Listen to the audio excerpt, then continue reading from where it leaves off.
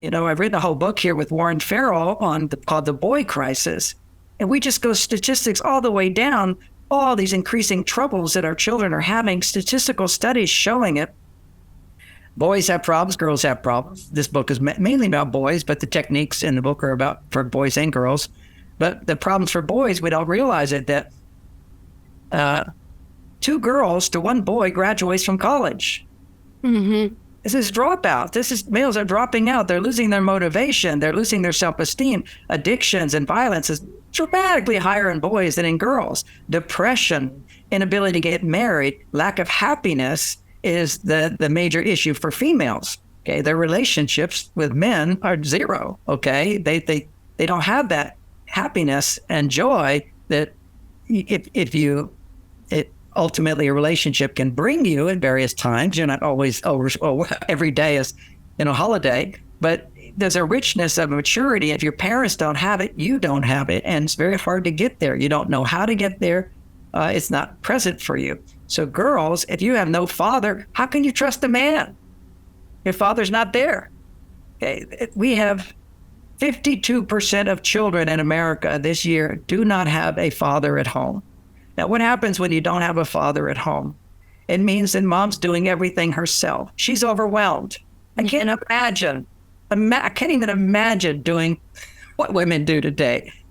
Having to earn a living and take care of my children and take care of their health and their food and the house, all these things. There's one woman on The View, very funny moment where they're talking about relationships. She says, I have the perfect relationship. I said, what is it? What is it? Well, I have to get up at 4 o'clock every day to come do this show. But I come home, my husband is taking care of the kids. We've got 3 kids. He's taking care of the kids. The house is beautiful. He's cooked. I don't have to worry about any of that. I have the perfect wife. Wow, you're like so lucky. You're so lucky. She has the perfect wife. And then they say, and what's the sex like? And she goes, after child number 3, we haven't had sex in years. Oh, and now, of course, they don't have sex in years. You can't be orgasmic as a woman if you're stressed out, period. It's not that way. It doesn't work. And to try to do all this and that's just a woman working all the time. She's not having sex. You look at imagine a woman working and trying to raise her children and not even having a husband to do all the things at home for her, like in that case. She's massively stressful. We've created this world. It's crazy. There was wisdom in the past where we had a partnership, which men did difficult, dangerous outside. Women did then that which is nurturing and supportive inside, and we respect each other and loved each other. Well, we don't have that anymore. Now, I don't think we should. People have a choice, of course, whatever they want. My belief is that women can go to their male side. It's too confining for many women's souls to just be feminine. They want to be powerful. They want to change the world. This is out of a break free. That's great. We have a culture that says you can break free. We don't have a culture that helps her realize, how do I come back to that warm feeling of safety and security, and I don't have to do everything feeling? If every woman just looks, if you're not in a happy marriage, there's this feeling that comes up inside which says, I have to do everything, and I don't want to. I have to do everything. No, you don't have to do everything. You've set up your life so that you have to do everything. We have a culture that promotes women being so far on their male side that they will be on their male side, which for a woman on her male side comes out with, I have to do everything. Mm-hmm. For a man, if I could do everything, I'd be proud of it. Hey, I can do everything. But what men will do, they do what they can do, and then they have a break. They said, okay, now stop, take care of myself. What is it I need? And women don't have that automatic break. And now men are losing it because we've been so feminized. So coming back to trying to get a man to open up. A woman says, I want him to open up. How do you get him to open up? You start showing him how you open up. See, that's so easy to do. If you just understand, men don't know how to listen, and you have to teach them. You just have to tell somebody he doesn't need to open up. He can process things. He's fine.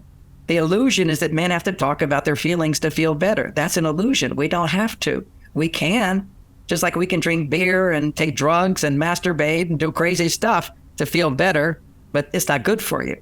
For men, what's good is to be accountable. If I have negative emotions inside, analyze them and minimize them, rationally look at them and let go of them and come back to love. See, when you're accountable, if something happens to you, you don't hate the other person. You go, okay, what did I do wrong? Now I got to fix it. And now I can make it better. That's one way of looking at the world. That's the extreme male side. And we are all a blend of both. But whenever a man is lost, he needs to come back to his male side of 100% accountability. Look at what I did. Certainly you did something wrong, but what did I do so that you could do something wrong? And let me find a solution to that, which is heartfelt. Now, many men find solutions, but they're not heartfelt. Why? Because they didn't feel their mothers were happy. See, when your mother is not happy, a little boy feels, I did something wrong. The pressure is on him. When the mother is happy, a little boy feels like, I'm successful. Look, my mom's happy. I don't have to fix her, do anything for her. I can do it freely. He wants to make mommy happy. But imagine I want to make somebody happy and they're not happy. Mm-hmm. You feel like a failure all over. Your self-esteem crashes as a male. And that's why men leave wives, why men divorce. It's always men will feel, no matter what I do, it's never enough to make her happy.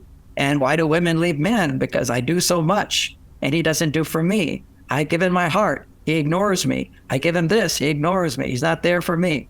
So see how different it is? It's she's feeling I get, but I don't get. He's feeling I do, and it's never successful. That little boy feels the same thing. I'm trying to make mommy happy, and mommy's not happy. Mommy needs to go find a man and date a man. If she gets a divorce, she needs to find love from a man. If you've got boys, and if you got a little girl, same thing. She needs to feel that I can depend on a man. If mom can't depend on a man, how can I depend on a man? See, these are things that go into us as children. So there's research just showing that, like after a divorce, women are 8 times more likely to criticize the ex in front of the child than a husband does for his wife, and all these big steps, everything. 8 times more. 8 times more. Well, your father doesn't do this. He didn't do that. Well, we're poor. He has all that money, or he didn't give his checks. There are probably legitimate complaints and many times overreactions, which many of our complaints are. That message to the child creates a split personality inside. Very confusing to a male. I want my mother to be happy, so daddy's wrong, but I'm a male. That makes me wrong. I'm confused, which is good. My male side, it's very, very difficult for children. If people understood all the research we've seen with children of divorced parents, and of course, so many children have grown up with divorced parents. It's very common today. But what is also common today is massive amounts of depression and dissatisfaction in life and addiction and sleeplessness and health problems from that. So we have to realize divorce is a major cause of all of this. And it doesn't mean you have to stay in a bad relationship. It means that if you divorce, you still have to work on the relationship so your children are not damaged by it. And sometimes it's easier to work on a relationship with an ex than be together. That is true. Sometimes your skills are not good enough. So at a distance, you don't depend on your partner so much. Therefore, your feelings don't get hurt so much. You know, if you get closer and closer to someone, we just naturally depend on them more and more. You know, if you lean on someone, it becomes easy to lean on someone. And then when they're not there, your feelings get hurt. And when your feelings get hurt, we have to realize now I need to come back to, I can make myself happy right now without depending on them. It's just caring and depending too much.